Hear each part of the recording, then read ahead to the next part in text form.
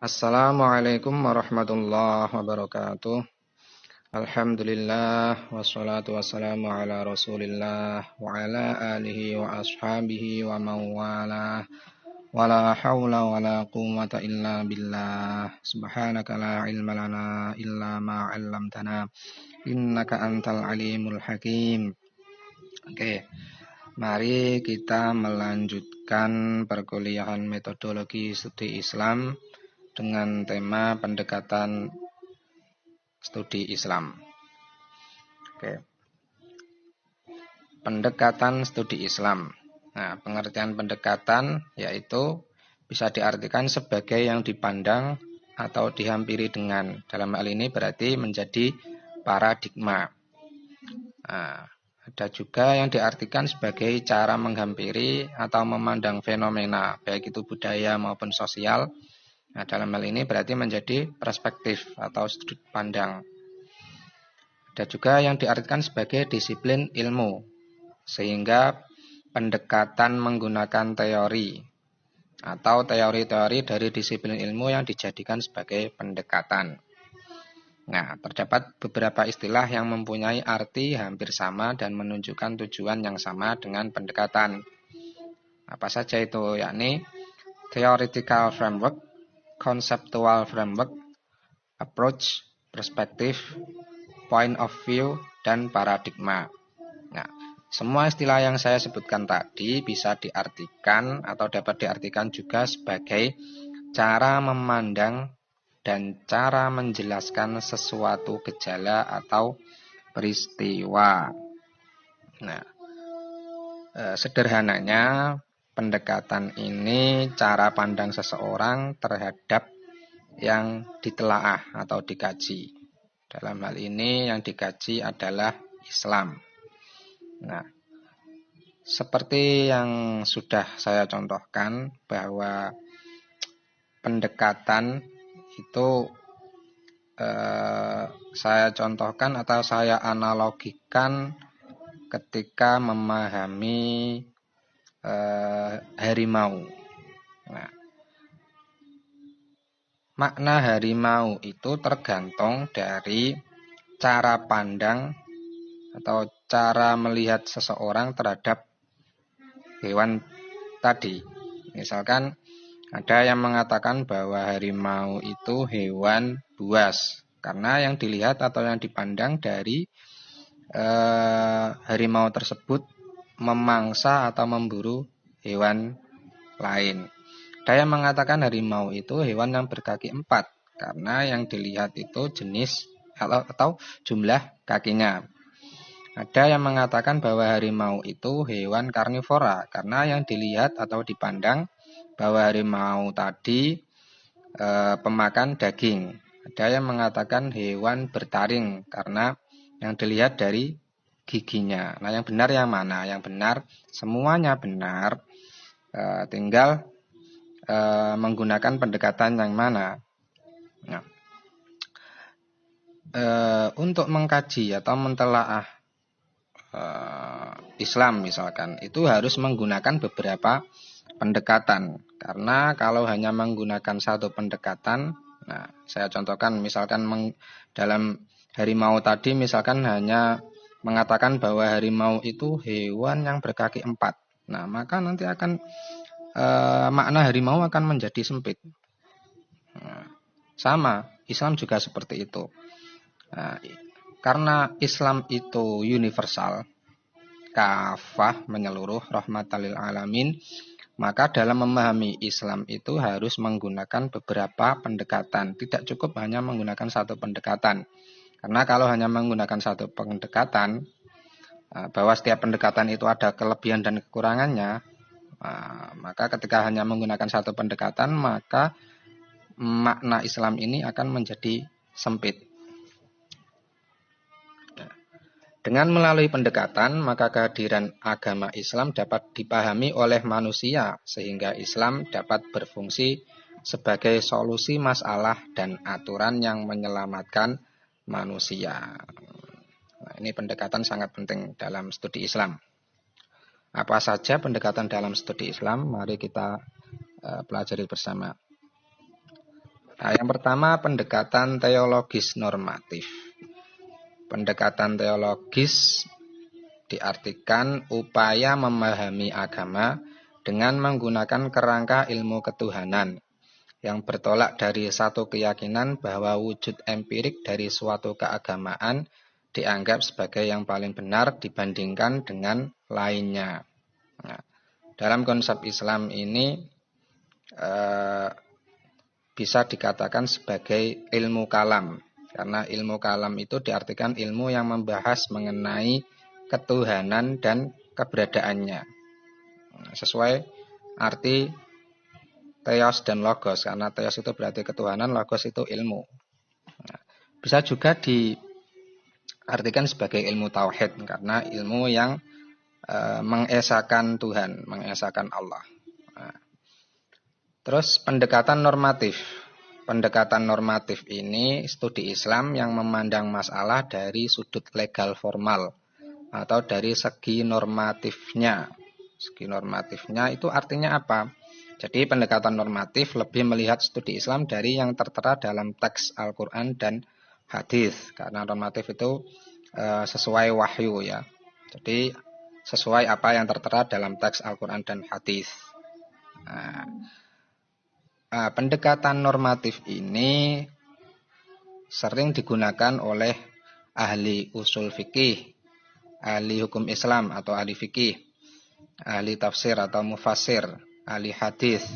Nah, itu mereka berusaha menggali aspek legal formalnya dari sumbernya langsung, yaitu Al-Quran dan hadis. Nah, pendekatan ini ada kelebihan dan kekurangannya. Nah, kekurangannya dia bersifat eksklusif dogmatis. Jadi tidak mau mengakui agama lain atau tidak mau mengakui kebenaran agama lain dan sebagainya ya.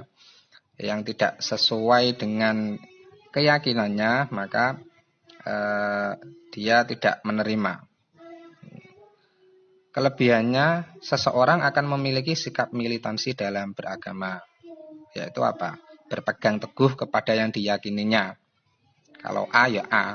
Nah, sebagai yang benar tanpa memandang dan meremehkan agama lainnya. Nah, ini kalau kita melihat kekurangan dan kelebihannya seakan-akan ada diskursus ya, ada timpang tindih. Karena yang pertama tidak mau mengakui agama yang lain. Nah, yang kelebihannya ini tanpa memandang dan meremehkan agama lainnya. Nah, kekurangannya karena dia bersifat eksklusif dogmatis, maka tidak mengakui kebenaran agama yang lain. Akan tetapi kelebihannya dia tidak memandang dan meremehkan agama lainnya karena dia militan dalam hal beragama. Seperti kita ketahui bahwa semua agama itu mengajarkan menghargai agama lain dan tidak meremehkan agama lainnya. Jadi tidak ada timbang tindih ya. Karena ya meskipun tidak mengakui kebenaran agama lain tetapi juga masih menghargai pendapatnya. Yang selanjutnya pendekatan historis, yaitu suatu ilmu yang di dalamnya dibahas berbagai peristiwa dengan memperhatikan unsur tempat, waktu, objek, latar belakang, dan pelaku dari peristiwa tersebut. Nah, pendekatan historis menggunakan analisa atas peristiwa-peristiwa dalam masa silam untuk merumuskan prinsip-prinsip umum. Nah, ini menurut Surjono Sukanto. Nah, pendekatan kesejarahan ini amat dibutuhkan dalam memahami agama. Karena agama itu sendiri turun dalam situasi yang konkret, bahkan berkaitan dengan kondisi sosial kemasyarakatan. Nah, ini pendekatan kesejarahan ini sangat penting sekali. Seperti kita ketahui bahwa dalam memahami Al-Quran atau ulumul Quran itu ada ilmu yang membahas mengenai sebab turunnya ayat atau asbabun nuzul. Nah, saya ambil contoh mengenai pengharaman khamr. Nah, ini kan ada tahapan, tidak langsung serta-merta khamr itu diharamkan.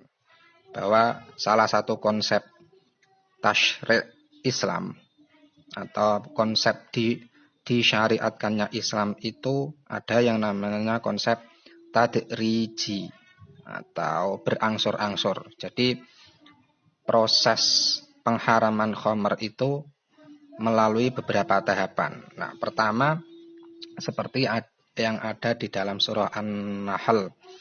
Wa min samaratin nakhili wal a'nabi tattakhiduna minhu sakara wa rizqan hasana. Bahwa pertama, khamr itu pertama dibolehkan. Nah, tadi dikatakan dari An-Nahl bahwa korma dan anggur itu dibuat sebagai minuman yang memabukkan dan rizki yang baik. Wa min samaratin nakhili wal a'nabi tattakhiduna minhu sakara. Sakara itu memabukkan.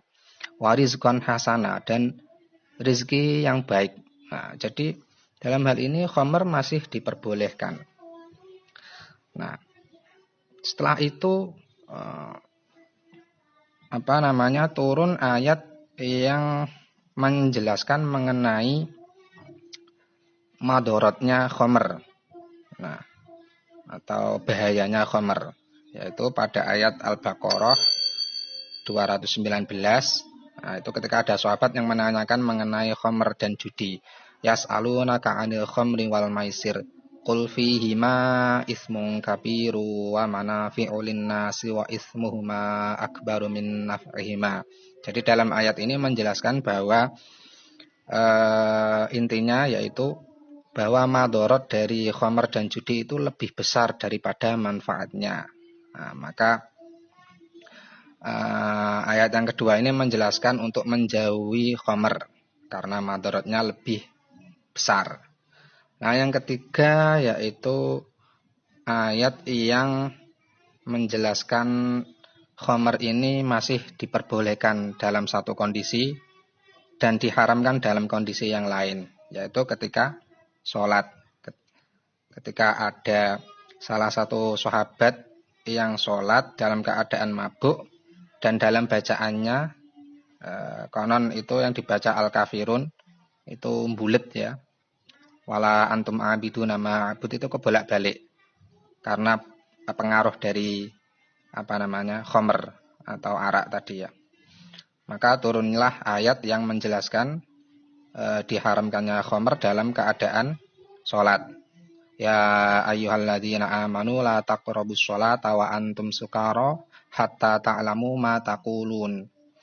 Jadi wahai orang-orang yang beriman, janganlah kalian mendekati sholat dalam keadaan mabuk sampai kalian atau sehingga kalian mengerti apa yang kamu ucapkan. Nah, kalau di luar sholat gimana?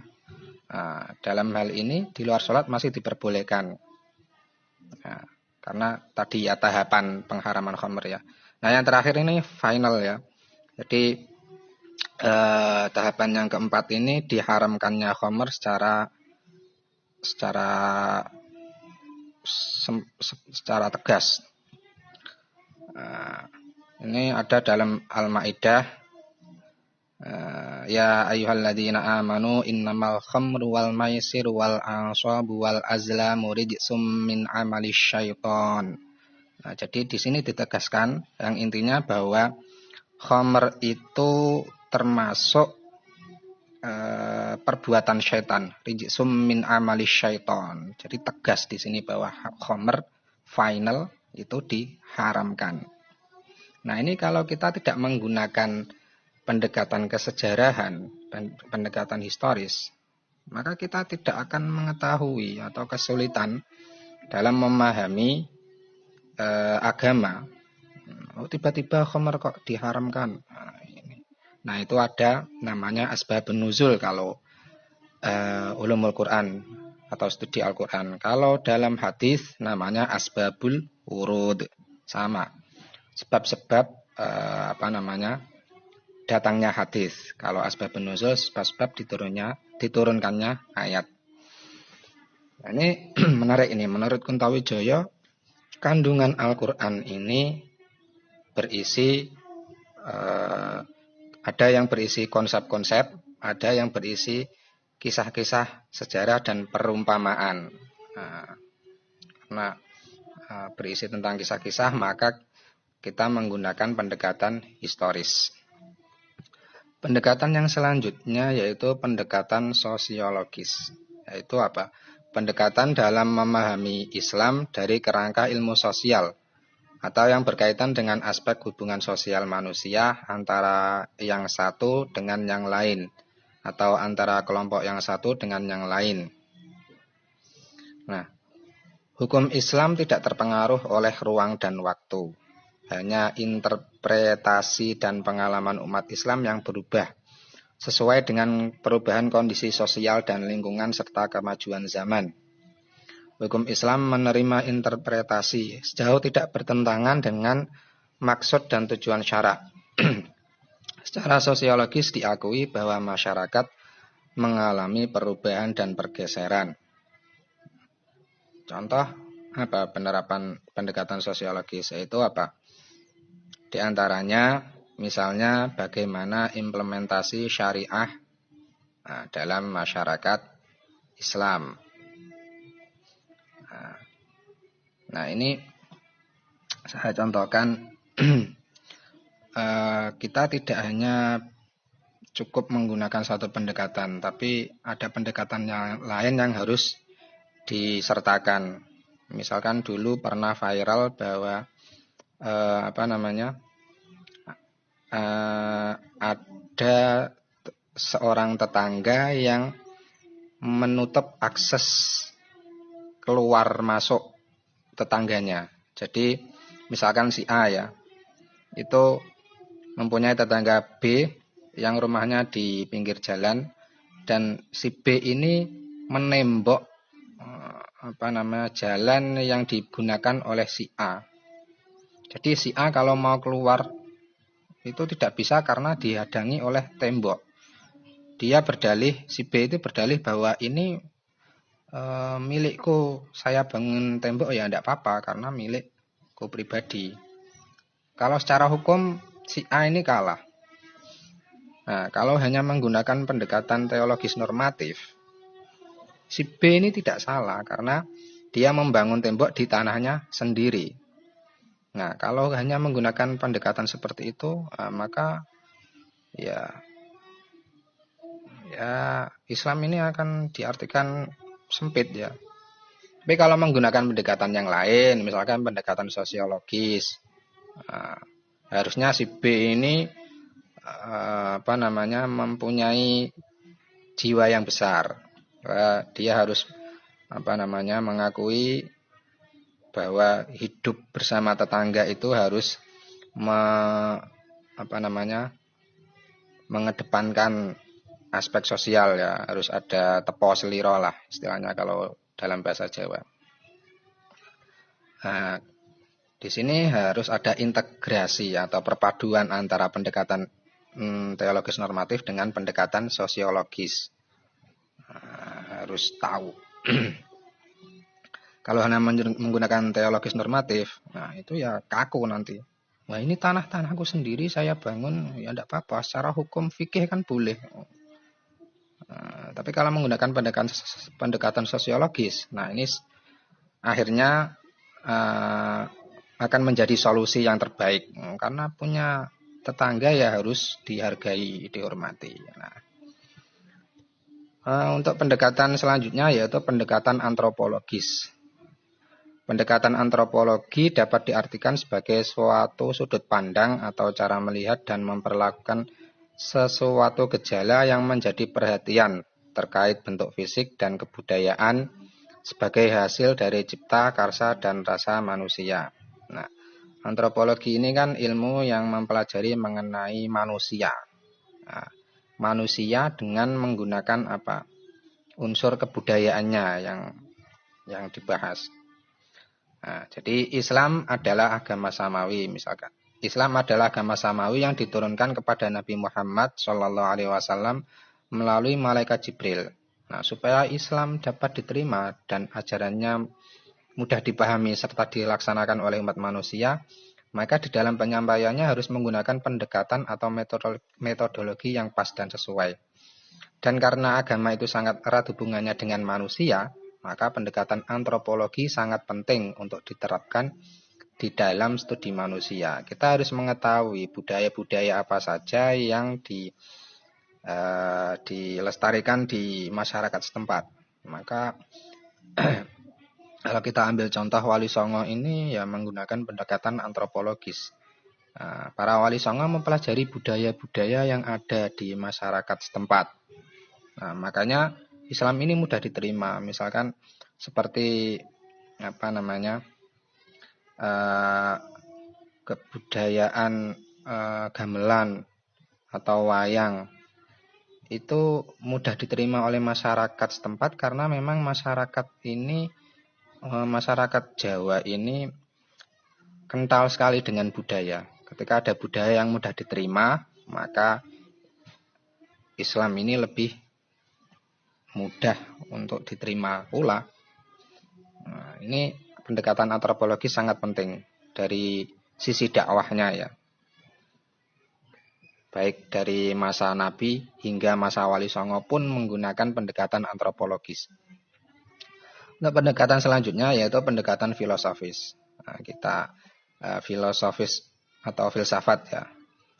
Philo itu berarti cinta, sophia itu ilmu dan hikmah atau kebijaksanaan. Jadi filsafat itu bisa diartikan cinta ilmu atau cinta kebijaksanaan. Nah, ciri-ciri khusus dalam filsafat itu apa? Filsafat itu berpikir secara mendalam. Berpikir secara mendalam, sistematik, radikal, spekulatif, dan universal. Nah, jadi berpikir secara mendalam ini berpikir yang benar-benar istilahnya tidak bisa dibantah. Hasil pikirannya itu tidak bisa dibantah. Kalau sistematis itu berpikir secara teratur, jadi tidak lompat-lompat ya, yang sesuai dengan ilmu logika atau ilmu mantek. Nah, kalau radikal ini berpikir sampai ke akar-akarnya. Ada namanya berpikir radikal, ada berpikir yang non-radikal. Kalau non-radikal itu berpikir tapi tidak sampai ke akar-akarnya. Misalkan berpikir non-radikal itu misalnya 2 kali 2. 2 kali 2 itu ya berpikir tetapi tidak sampai ke akar-akarnya, tidak sampai menimbulkan kepusingan ya. Tapi kalau radikal itu berpikir yang sampai ke akar-akarnya. Misalkan berpikir mengenai hakikat satu. Nah, hakikat satu itu apa? Nah, hakikat satu itu bahwa setiap benda itu kan pasti mengandung satu ya. Apakah buku satu atau pena satu? Nah, itu satunya di mana hakikat satunya? Nah, maka seorang ateis itu tidak mengakui adanya satu-satu, itu hanya dikatakan sebagai simbol. Atau misalkan saya contohkan seperti ini, berpikir radikal itu. Nah, misalkan ini, songkok yang saya pegang ini ada.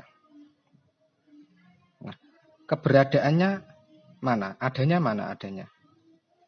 Nah, ini yang saya pegang. Nah, ini yang saya pegang kan songkok, bukan ada. Nah, itu yang hitam. Nah, hitam itu kan sifat dari songkok tadi. Jadi adanya mana? Dalam konsep tauhid itu kan ada yang namanya sifat wujud Allah itu sifat nafsiyah. Jadi sifat nafsiyah itu sifat yang melekat pada yang disifati. Jadi ketika kita membahas mengenai keberadaan, adanya mana? Ya melekat pada benda tersebut. Kalau dikatakan adanya itu benda yang saya pegang ini. Ya enggak, ini namanya songkok, bukan ada. Adanya yang mana?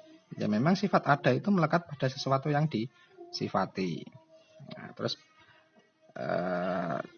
filsafat berpikir secara spekulatif ya. Jadi spekulatif itu berpikir jauh ke depan melalui proses perenungan, tafakur, kontemplasi, pokoknya yang berpikir ke depan. Terus bersifat universal, menyeluruh, tidak dibatasi oleh hal-hal yang bersifat partikular. Pendekatan filosofis dalam studi agama itu artinya mengkaji dan memahami Islam dan ajaran-ajarannya dengan menggunakan disiplin ilmu filsafat. Contoh mengenai hikmah di balik ajaran agama Islam, yaitu ibadah tawaf. Misalkan contohnya ibadah tawaf. Hikmahnya apa? Atau filosofinya apa tawaf itu? Yaitu tawaf itu mengandung makna hidup harus penuh dinamika, karena tawaf itu kan bergerak. Tawaf itu kan mengelilingi Ka'bah kan bergerak. Yang tak kenal lelah, namun tertuju sebagai ibadah kepada Allah, namun fokus pada satu titik, yaitu ibadah kepada Allah. Inilah hikmah dari ibadah tawaf. Ada salah satu ulama yang menuliskan karyanya mengenai pendekatan filsafat ini ya, ulama Al-Azhar, namanya Syekh Ali Al-Jurjawi, mengarang buku Hikmatut Tasyri' wa Falsafatuhu. Ini kitab ini Hikmatut Tasyri' wa Falsafatuhu ini ada 2 jilid. Syekh Ali Ahmad Al-Jurjawi ini menggunakan pendekatan filosofis. Nah, ini dalam daftar isinya atau fihrisnya. Nah, ini ada contohnya, misalkan hikmah toharoh pada hikmah bersuci pada ibadah, hikmah menghilangkan najis dengan air, hikmah sholat. Nah, ini ada banyak sekali hikmah atau filosofinya ya, filosofi ibadahnya. Ini Syekh Ali Al-Jurjawi ini menggunakan pendekatan filsafat. Ada hikmah, sholat jamaah, dan lain sebagainya. Dan untuk yang terakhir yaitu pendekatan fenomenologis. Kata fenomenologi ini berasal dari bahasa Yunani. Fenomenon berarti sesuatu yang tampak, yang terlihat karena bercakupan. Nah, dalam bahasa Indonesia ini biasa dipakai istilah gejala. Jadi fenomenologi ini suatu aliran yang membicarakan fenomenon atau segala sesuatu yang menampakkan diri. Kalau dalam bahasa Indonesia diartikan sebagai gejala. Misalkan batuk, pilek, pusing itu gejala penyakit ya, yang nampak. Nah, posisi fenomenologi dalam kajian agama dan studi Islam adalah mengkaji dan kemudian mengerti pola atau struktur agama, atau menemukan esensi agama di balik manifestasinya yang beragam, atau memahami sifat-sifat yang unik pada fenomena keagamaan, serta untuk memahami peranan agama dalam sejarah dan budaya manusia.